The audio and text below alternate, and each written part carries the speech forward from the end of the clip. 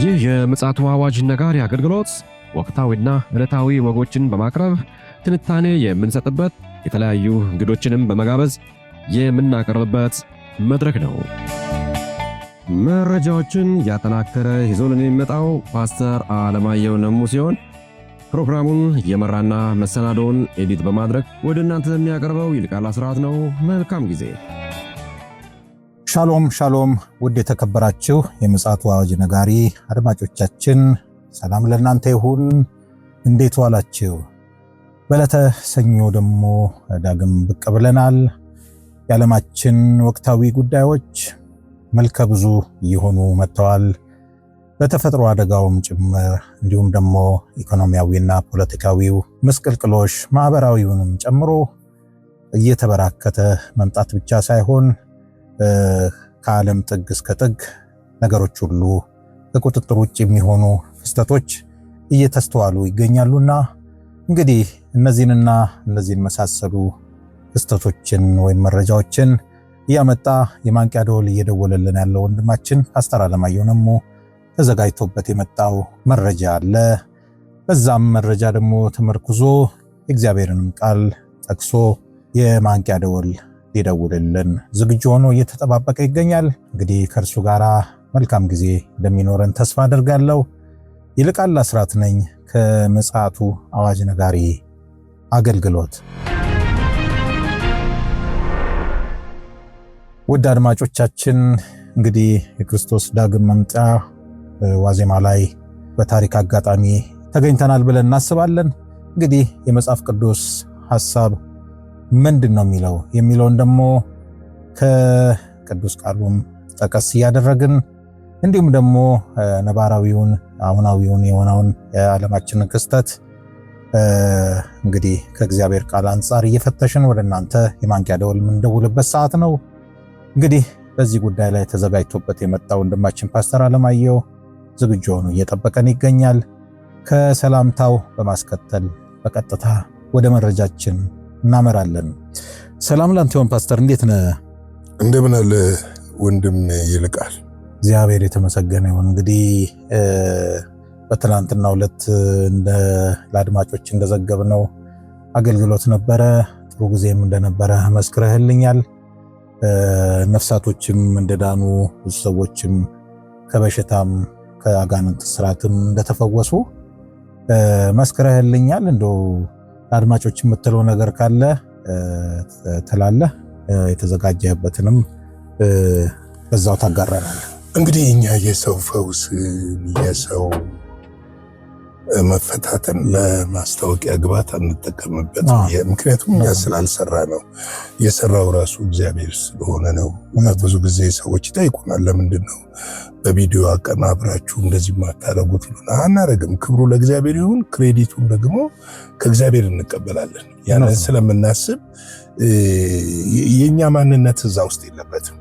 አንዳንድ ጊዜ ራስህ እንዳደረከው ሲሰማህ ነው እንደዛ አይነት ነገር ይታወቅልኝ፣ ዓለም ይወቅልኝ። እኔ ሰው አወቀኝ አላወቀኝ፣ ዓለም አወቀኝ አላወቀኝ አይገደኝ፣ ክርስቶስ ካወቀኝ ይበቃኛል። እና ትልቁ የሰው ችግር እዚህ ጋር ነው። ራሱን ማሳየት ይፈልጋል እርሱ ባልሰራው።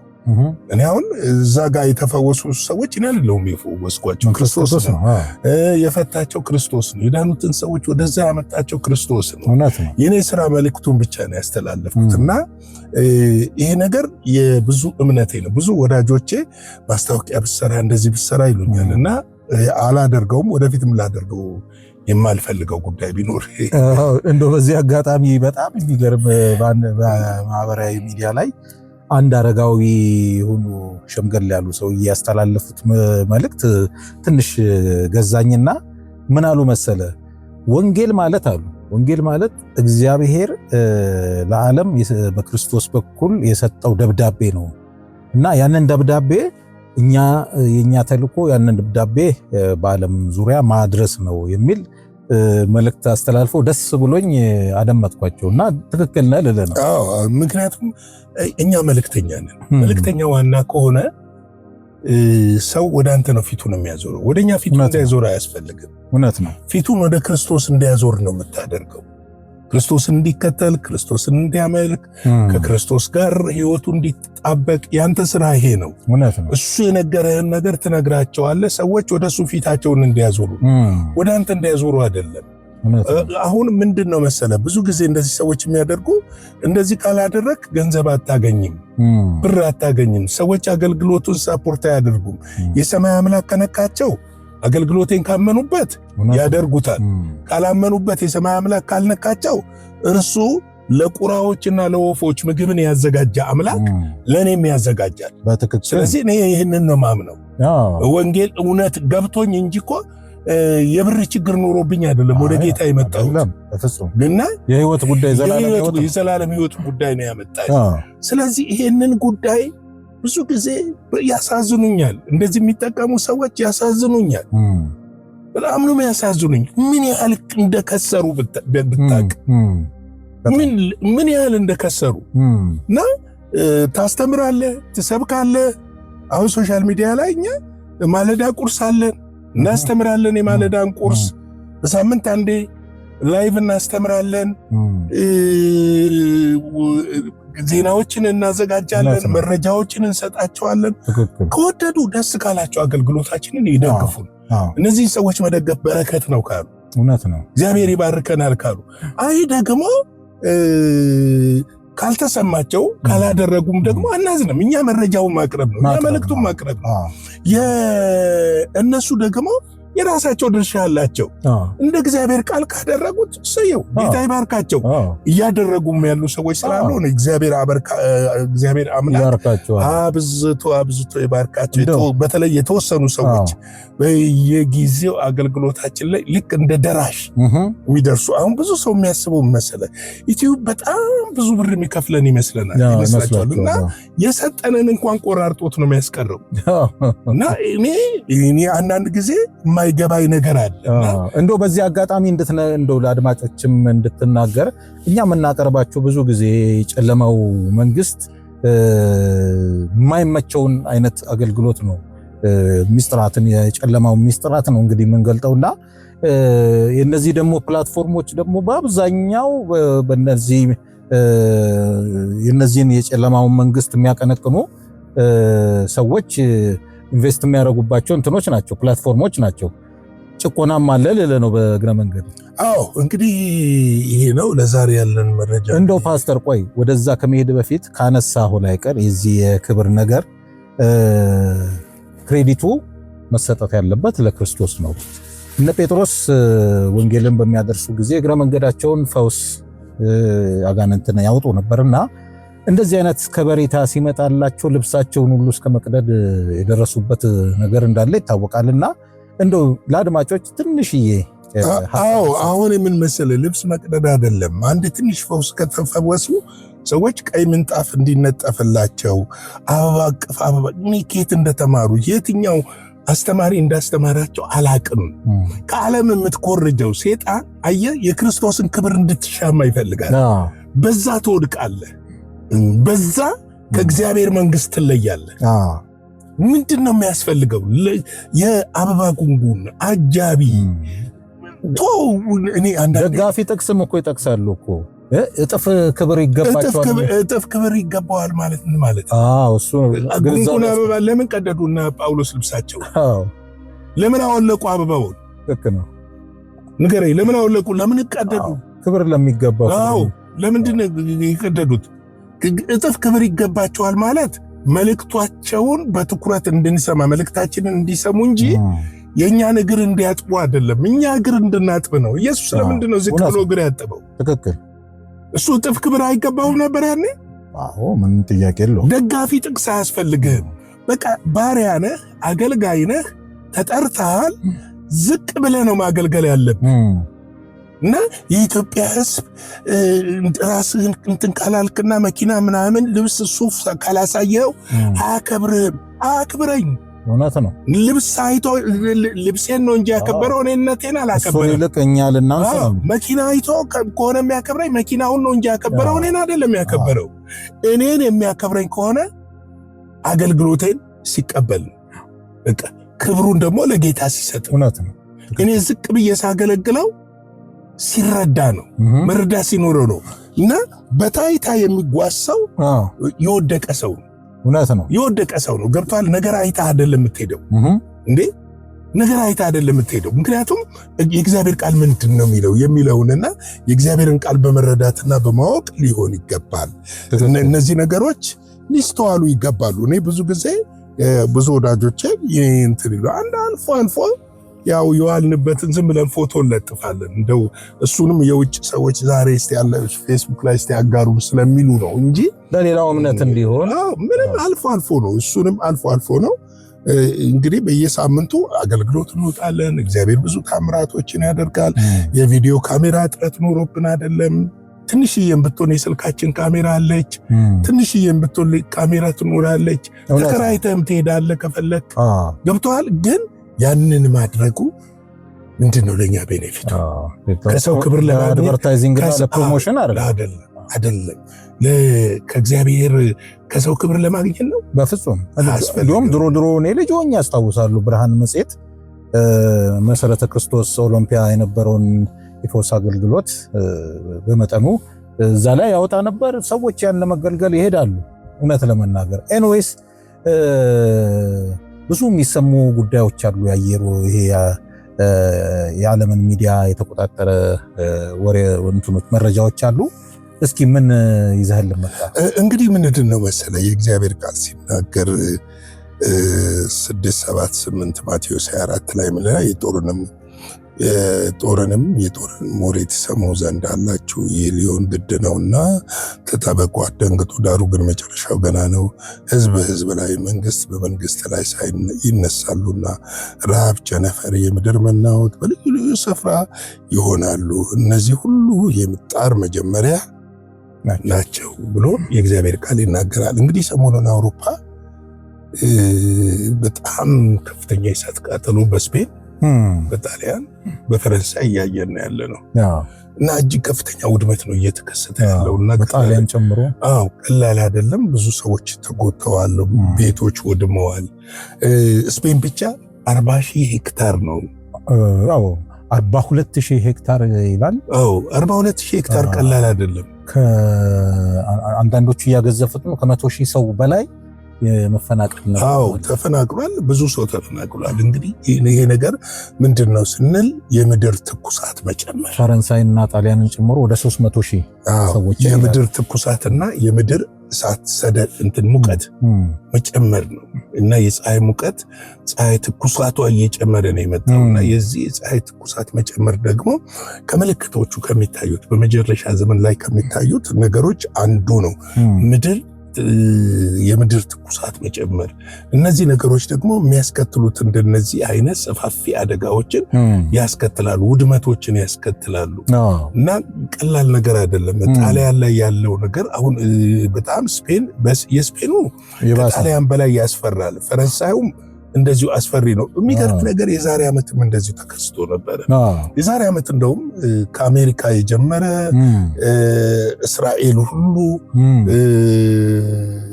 እስራኤል ሁሉ እንደገና ደግሞ በተለያየ ቦታ ላይ እስከ እስራኤል ድረስ የደረሰ ፈረንሳይ፣ ስፔን፣ ቤልጂየም የመሳሰሉ ሀገሮች ነበር የዛሬ ዓመት የነበረ። እንትንንም መዘንጋት የለብንም። አሜሪካ ላይ ካሊፎርኒያ ላይ ከዛ የተነሳው ሎስ አንጀለስ አጋማሹን በሙሉ ያደረገው የእሳት ቃጠሎ ይህንን ጉዳይ አስከትሏል እና እነዚህ ነገሮች አሁን በቀላል የምናያቸው ጉዳዮች አይደሉም። ምክንያቱም በምድር ላይ የሚከሰቱ ነገሮች እያንዳንዳቸው ነገር ሌሰን አላቸው። ምክንያቱም የሰማይና የምድር ፈጣሪ ሰዎች አይደሉም። እባካችሁ ቅዱሳን ወንድሞች እህቶቻችን እንድትሰሙን የምፈልገው የምድርና የሰማይ ፈጣሪ ሰዎች አይደለንም፣ እኛ አይደለንም። ከኛ በላይ የሆነ አምላክ አለ። ሰማይንና ምድርን የፈጠረ አምላክ አለ። በእርሱ መዘውር ስር ነው ያለው። ባለፈው ዘግበነዋል። ከካናዳ የተነሳው እስከ ኒውዮርክ ድረስ የደረሰው ምልክቶች ነበሩ እና እነዚህ ነገሮች እየጨመሩ መምጣታቸው ቀላል አይደለም እና ይሄ ምድር ላይ የሚደርሱ ቃጠሎች ንዳዶች የመሳሰሉት ነገሮችን ስትመለከታቸው በአብዛኛው ተፈጥሮ በራሷ ድምፅ አውጥታ እየተናገረች እየጮች ነው ያለችው። በዚህ ጦርነት አለ፣ በዚህ የእሳት ነዳድ አለ። ጦርነቱ እኔ እንዴት ብዬ ልንገር ከምን ጊዜውም በላይ እየሰፋ የመጣበት ወቅት ላይ ነን ያለነውና እንደ ሰደድ እሳቱ እሱን በምሽቱ ላይ ይዘነው እንቀርባለን። ነገር ግን ይሄ አሁን ያለው ቃጠሎ ብቻ አይደለም። ከዚህ ባሻገር በዛሬው ዕለት ዛሬ ምሽት ላይ ይሆናል ተብሎ የታሰበ ነገር አለ። ሜትሮሎጂ ለአሜሪካ አካባቢ ለካናዳ አካባቢ ኦሪጎን መሰለኛ አሜሪካ እሳት አደጋ ብቻ አይደለም። ምን ሆነ መሰል ከዛሬ ምሽት ጀምሮ በአሜሪካ በሰሜን ኮሎራዶ ሰፊ ስፋት ያለው ነጎድጓዳማ ዝናብና የበረዶ አውሎ ንፋስ እና አውዳሚ ንፋስ እንደሚከሰት የሜትሮሎጂ ባለሙያዎች አስታውቀዋል። እንግዲህ ተጨማሪ ማለት ነው። ተጨማሪ ይገርማል። ይህ አስከፊ የአየር ሁኔታ በተለይም የሰኞ ምሽት ዛሬ ምሽት ማለት ነው የትራንስፖርት እንቅስቃሴን በከባድ ዝናብና በድንገተኛ የጎርፍ አደጋ ሊያስተጓጉል እንደሚችል እየተነገረ ነው ያለው። ይገርማል። እንግዲህ ባለፈው ሳምንት ቻይናን እንደዛ አድርጎ ዛሬ ደግሞ አሜሪካ እንግዲህ በተለይም ደግሞ ይላል በግሬት ሌክስ እና በኦሃዮ ሸለቆ አካባቢ ከፍተኛ የአደጋ ስጋት የተጋረጠ ሲሆን ማዕበሉ በሜዳማ ስፍራዎች ከተፈጥሮ ከፍተኛ የሙቀት ማዕበል ዳርቻ በመነሳት በከፍተኛ ሙቀትና እርጥበት ታግዞ በምስራቅ ሚኒሶታና በሰሜን አቅጣጫ አቋርጦ ያልፋል ተብሎ ይጠበቃል። ይገርም ነው። እንግዲህ ቃጠሎ ቀላል ነው ብዬ አላስብም። ቃጠሎ ብቻ አይደለም እንግዲህ አውሎ ንፋሶችም ይጠበቃሉ። ይሄ በመጨረሻው ዘር ቸነፈር የሚለው እነዚህ የመሬት መናወጦች የምንለው እነዚህ አደገኛ ነገሮች በምድር ላይ ምን እየሆነ ነው አሁን ያለው እየተከሰተ ነው ያለው። እነዚህ እኮ ድምፅ ናቸው። በጣም የማ ድምፅ ነው ስትል የእግዚአብሔር ድምፅ ነው። እኛ ሀገርም ትናንትና ያየሁትን ነገር በጣም እንትን ማለት ይችላለሁ። እስከ አርሲ ነገሌ ድረስ ዝናብ አልነበረም። እና በቆሎቹ አጎንብሰው ወደ መድረቅ እየሄዱ ነውና ገና በእንጭጩ እሸት ገና ብቅ እያሉ እንግዲህ በእነዚህ ቀናት በዚህ በክረምት ወቅት ማለት በእነዚህ ጊዜያት ዝናብ ካልዘነበ በጣም ከባድ ነው የሚሆነው። ምድር በቃ ፊቷን እያዞረች አሁን ግድ ነው ምንድነው መሰለ የሰው ክፋት ነው። አሁን አይተህ ከሆነ እስቲ ብሉይ ኪዳንን ሰዎች ያጥኑት እስቲ ይመልከቱ። እስራኤላውያኖች ሲያምፁ እግዚአብሔር ተፈጥሮም ራሷ ትቀጣቸው ነበር፣ ፊቷን ታዞርባቸው ነበርና አንዳንድ ነገሮች የኛ አመፀኝነት በዛ፣ የኛ ክፋት በዛ፣ የኛ ተንኮል በዛ፣ የኛ ጥላቻ በዛ። የሰውን ልጅ በእግዚአብሔር አምሳል የተፈጠረውን የሰውን ልጅ እንጠላለን፣ የሰውን ልጅ እንገፋለን፣ የሰውን ልጅ እናስርባለን፣ የሰውን ልጅ በድህነት እንዲማቅቅ እናደርጋለን።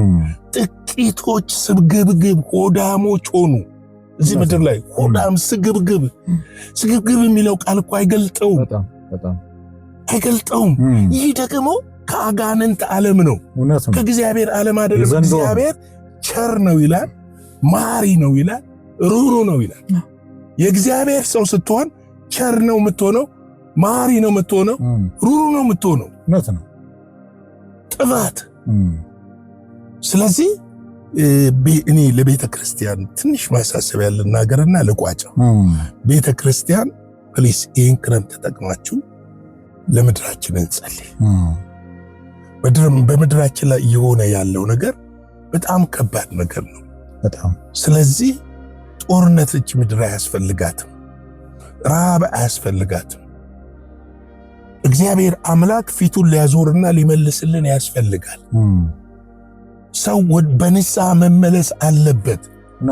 እኔ ከዚህ በፊትም ስናገር ሰምታል። ኢትዮጵያ ውስጥ ሪቫይቫል አለ ይላሉ።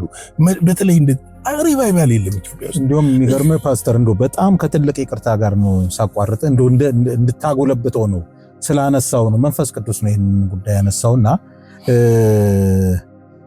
በትክክለኛው ሰዓት የእግዚአብሔር መንፈስ የሚያመጣው ሪቫይቫል እንደ መጥቀስ ካስፈለገ የኮሎምቢያ ሪቫይቫልን ማንሳት ተገቢ ነው ብዬ አስባለሁ። ብናወራበት ጥሩ ነው። ምክንያቱም ኮሎምቢያ ውስጥ የተነሳው ሪቫይቫል ታስታውሳለህ፣ በጣም ትልቅ ዶክመንተሪ ተሰርቷል። የተተከሉት እንኳ ካሮቶች ሁለት ሰው የሚሸከማቸው እስኪሆኑ ድረስ እግዚአብሔር ከባድ የሆነ ብለሲንግ እዛ ምድር ላይ እንዳደረገ ታሪክ ይነግረናል። ትክክለኛው ሪቫይቫል ይሄ ነው ብዬ ነው የማምነው። ተፈጥሮ ራሱ ዓለም ራሷ ምድር ፊቷን ተመልሳለች እና ይሄ ነገር ሲመጣ አሁን ጥሩ መስመር ይዘህልኝ ስለመጣ ለቤተ ክርስቲያንም አጽንኦት ሰጠ፣ ለህዝቡም አጽንኦት ሰጠ መልእክተን ተናግረ መቋጨት ትችላለህ። ምንድነው መሰለ እኛ ሀገር ስታይ የምህረት ልብ አታይ፣ የይቅርታ ልብ አታይ። አንዳንድ ሰዎችን ስታገኛቸው የበቀል መንፈስ ነው የምታይባቸው፣ ቂመኝነት ነው የምታይባቸው። ዘረኝነት ነቀርሳ ነው፣ ትውልድን ያጠፋል፣ ጄኔሬሽንን ያጠፋል። ገብቷል። ለመሰለ ሰውን ስትገል እየገደልክ ያለው የእግዚአብሔርን ፍጡር ነው። እግዚአብሔርን ነው እየተቃወምከው ያለው። ቀላል ነገር አይደለም። ደምን ነው የሚጠራው፣ ደምን ነው የሚወልደው። ስለዚህ የምህረት ልብና የይቅርታ ልብ ከሌለን ፈውስን መጠበቅ አንችልም። ለዚህ ነው እግዚአብሔር አምላክ እግዚአብሔር ከኛ አለ አልሄደም። እሱ እኛንን ከእግዚአብሔር የራቅ ነው። ከእግዚአብሔር የሸሸነው እኛንን፣ አመፀኛ የሆነው እኛንን። ወደ እግዚአብሔር ፊታችንን መመለስ አለብን። በእግዚአብሔር ፊት መውደቅ አለብን። የቤተ ክርስቲያን መሪዎች፣ ሽማግሌዎች፣ ፓስተሮች፣ ወንጌላውያን፣ የህብረት መሪዎች ነን የሚሉ በእግዚአብሔር ፊት መውደቅ አለባቸው። እግዚአብሔር ምህረትን ሊያደርግልን ይገባል። ይህ ነው ማሳሰቢያ። የጌታ ጸጋ ሰላም ከሁላችን ጋር ይሁን። ሻሎም። እግዚአብሔር አብስቶ ይባርክ። ፓስተር እንግዲህ በእውነት እኔ ደስ ይለኛል። እግዚአብሔር ቃል እያንዳንዱን ነገር ነግሮናል፣ መውጫውንም መግቢያውንም ጨምሮ ማለት ነው። ስለዚህ የሰው ልጅ በአመፀ ቁጥር ተፈጥሮም ራሱ ፊቱ እንደሚያዞር በትክክለኛው እግዚአብሔር ቃል ይመክረናል፣ ያሳስበናል፣ ያስጠነቅቀናል። ስለዚህ አሁን እየታየ ያለው መሬት ላይ ያለው እውነት በዓለም ዙሪያም ይሁን በሀገራችን ይህንኑ እውነት የሚያሳይ ነውና እንግዲህ ልቦናችን ወደ እግዚአብሔር እንዲያዘነብል መንፈስ ቅዱስ እንዲረዳን እንመኛለን።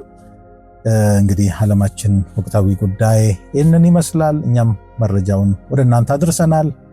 የእግዚአብሔር ምሕረት፣ ቸርነት፣ ጸጋ ከእያንዳንዳችን ጋር እንዲሆን እንመኛለን። በምሽቱ ደግሞ በሌላ መረጃና መልእክት ተመልሰን እንመጣለን። እስከዚያው ድረስ ሻሎም። ለዛሬ ይዘን የመጣነው ወቅታዊ መረጃ ይህንን ይመስል ነበረ። በሌላ ጊዜ በሌላ መሰናዶ እስከምንገናኝ ሰላም ለእናንተ ይሁን።